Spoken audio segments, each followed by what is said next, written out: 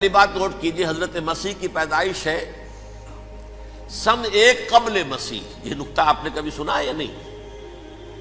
جب ملینیم کا سلسلہ شروع ہوا تھا پچھلے سال تو میں نے بیان کر دیا تھا کہ ایک عجیب حساب کے اندر انہوں نے غلطی کی ہوئی ہے۔ حضرت مسیح کی پیدائش ہوئی 25 دسمبر کو، سن انہوں نے شروع کر دیا، جو اس کے بعد جنوری آئی تو پہلا سال شروع ہو گیا۔ اگر جنوری سے پہلا سال شروع ہوا تو یہ 6 دن جو ہے تو اس کے پچھلے سال میں تھے، لہذا کہا جائے گا کہ Jesus Christ was born 1 year before Christ BC۔ تو 1 قبل مسیح میں حضرت مسیح کی پیدائش ہوئی۔ یہ آخری اسرائیلی نبی اور رسول۔ یہودی علماء کی مخالفت، دشمنی، سولی پر چڑھوا دینا میں بیان کر چکا ہوں۔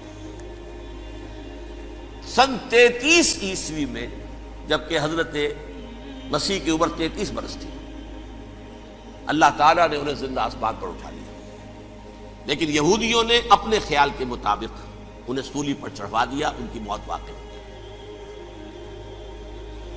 اگرچہ اس کے بعد یہ اختلاف ہے ان میں، یہودی کہتے ہیں وہ سولی پر چڑھ گیا، ختم ہوا، مر گیا۔ عیسائی کہتے ہیں نہیں، انتقال ہوا ہے مسیح کا صلیب پر، لیکن پھر وہ دوبارہ زندہ ہو گئے ہیں۔ ان کی لاش ایک غار میں رکھ دی گئی تھی، وہاں ریزریکشن ہو گیا، ان کا باعث بعد الموت وہی ہو گیا، اور پھر انہیں اللہ نے زندہ آسمان پر اٹھا لیا۔ تو ہمارے اور عیسائیوں کے درمیان نوٹ کر لیجئے، یہ چیز مشترک ہے کہ حضرت مسیح آسمان پر زندہ اٹھائے گئے۔ فرق کیا ہے؟ وہ سمجھتے ہیں کہ سولی دیے گئے، سولی پر مرے، پھر زندہ ہوئے، پھر گئے۔ ہم سمجھتے ہیں کہ نہیں، وما صلبوہ وما قتلوہ، انہوں نے نہ صلیب دے سکے انہیں اور نہ انہیں قتل کر سکے، بل رفعہ اللہ الیہ، اللہ نے اٹھا لیا۔ پھر ہمارا اور یہ اس کا عیسائیوں کا ایک اور اتفاق ہے، سیکنڈ کمنگ آف جیسس، حضرت مسیح دوبارہ آئیں گے۔ یہ عیسائیوں کا بھی عقیدہ ہے اور ہمارا بھی۔ بہرحال تو جیسا کہ میں نے عرض کیا کہ اس وقت یہ عذاب استیصال، عذاب اکبر کے مستحق ہو چکے تھے، لیکن اللہ نے ان کی مدت دراز کی ہے،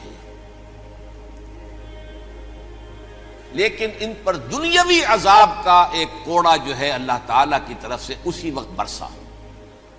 دنیاوی عذاب دنیا میں رہتے ہوئے ختم نہیں کیا گیا۔ 37 برس بعد حضرت مسیح کے رفع سماوی کے 37 برس بعد سن 70 میں یہودیوں نے بغاوت کی رومیوں کے خلاف۔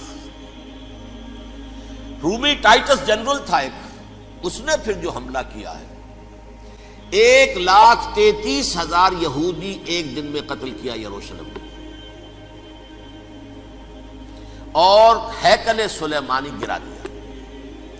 وہ ہیکل پہلے بھی گرا تھا، پہلے 1400 سال کے دوران میں بھی نبوکڈنضر نے گرایا تھا، لیکن پھر اس کے 150 سال بعد انہوں نے دوبارہ بنا لیا تھا، اس لیے وہ اسے سیکنڈ ٹیمپل کہتے ہیں۔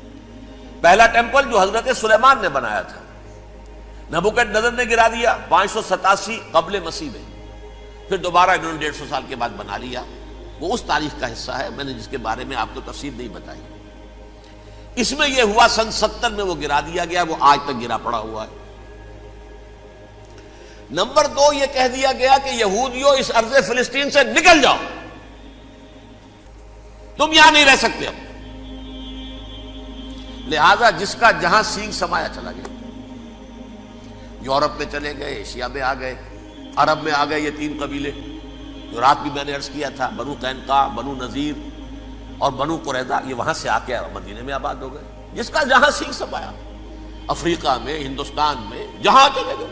ڈایاسپورا اسے کہتے ہیں، وہ آپ نوٹ کر لیجیے اس لفظ کو، ڈایاسپورا، ہمارا دور انتشار، جبکہ ہمیں ہماری اصل سرزمین تو فلسطین ہے، حضرت ابراہیم کا مسکن، حضرت اسحاق، حضرت یعقوب کا مسکن فلسطین، یہ ہے ہماری اصل جاگیر، یہ تو ہماری جدی پشتی جاگیر ہے، لیکن یہاں سے نکال دیے گئے سن 70 عیسوی میں، اور وہاں سے لے کے 1917 تک ان کا ڈایاسپورا جاری رہا۔ یہ دور انتشار ہے۔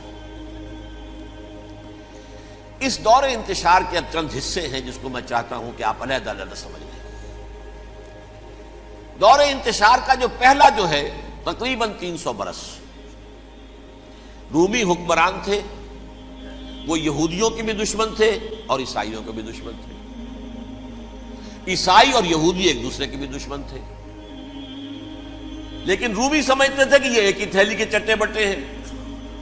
رومیوں کے نزدیک عیسائی بھی یہودیوں ہی کا ایک فرقہ تھے، کوئی علیحدہ مذہب تو تھا ہی نہیں.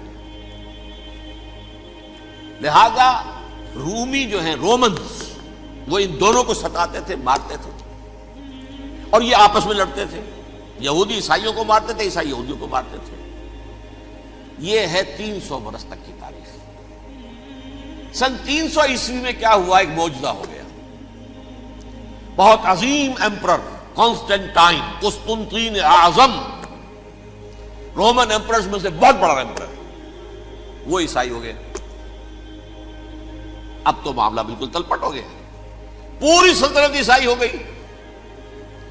اب عیسائیوں کے عیش ہو گئے اور یہودیوں پہ مار پڑنی شروع ہوئی. اب عیسائیوں کا آپ خود سوچئے کہ جنہیں وہ خدا بنا بیٹھے ہیں، خدا کا بیٹا قرار دے رہے ہیں، ان کے قاتل کون؟ یہودی بدماش. لہذا ان کی وہ پٹائی شروع ہوئی ہے یورپ میں، پوری رومن امپائر میں. انہیں ذلیل کیا گیا، شہروں میں آمد بند، علیحدہ رہو، گھیٹوز کے اندر رہو.